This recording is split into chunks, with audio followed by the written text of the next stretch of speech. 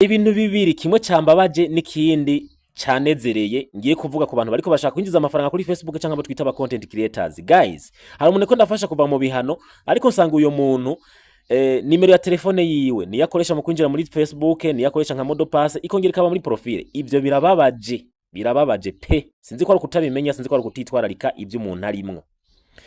Kuko ibintu vya digital birasaba kuba serious, ukaba umuntu afata ivyawe mu ntoke. Icya kabiri cambabaje kuri uwo muntu nuko ico twita two factor authenticator ntazi niyo bita umutwe. Sinzi ko ari kutabimenya ku bantu benshi, kandi si umwe gusa, ndazi ni benshi. Sinzi ko ari kutabimenya, sinzi ko ari kutavyitwararika, sinzi ko ari kutaba serious. Ibi bintu vya digital wotakaza n'amafaranga n'ubwo yoba ari miliyoni w'amadolari kubera kutamenya ibintu bijanye n'ama modo pass, kubera ibintu kutamenya ibintu bijanye na security ya konte yawe.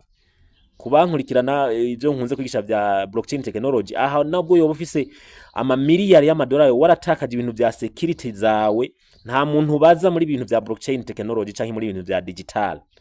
So iki kintu cha two factor authenticator nukuvuga ngo ijya email wemeza kuri Facebook yawe, biba bivuze ngo niyo bazoguha ko ubutumwa mu gihe hari ikintu ushaka guhindura, bakurungikira ko code kugira ngo wemererwe guhindura ico kintu kuri konti yawe ya Facebook.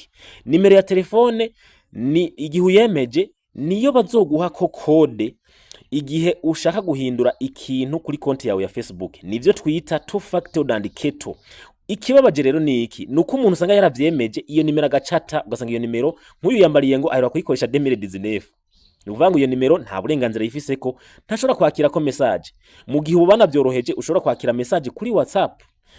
So uyo muntu nimero yarataye, email ntayafise, yavuze ngo nashobora ngo narigeze kuba ndayibona ngo ariko kubera ngo tari yanje ngo narayikuyemwo, urumva ntayafise.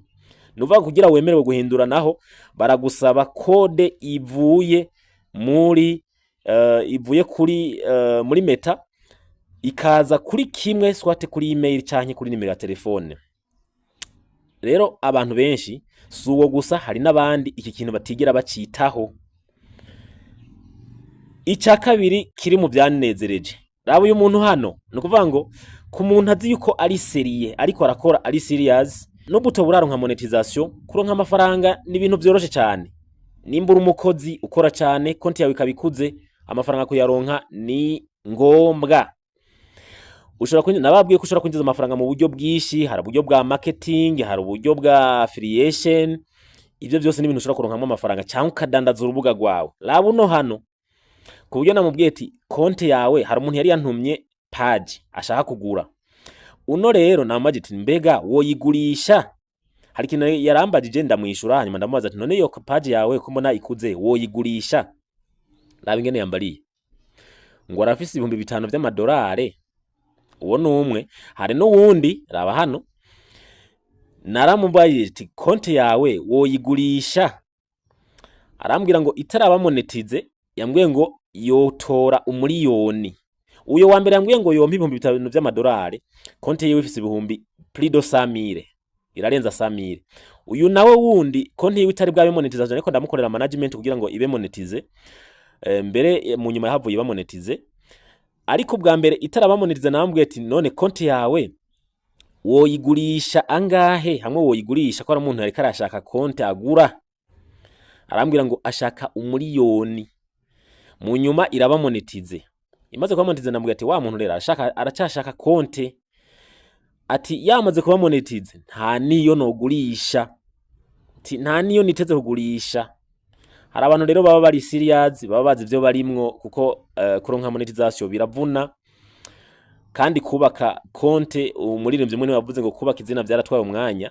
Ntabwo yabeshe, kuko kubaka konti ikaduha kigera kuri 100,000, kuko uyu we wundi uyu yamaze kuronka na monetization ni namuntu ukoreye management, konti we ikura neza, iduga neza, iri mu mahafi mu 90,000. So umuntu rero kubera abazi ukuntu bivuna gukora video, niyo mpamvu abantu baba baramaze kuronka monetization canke ababona ko konti wikura neza yihagarara ko muri mwene ubwo buryo. So ukora cyane kubaka page yawe, nta vyitwazo ngo nturanka monetization, nta vyitwazo ngo nturi kurinjiza amafaranga kuri Facebook.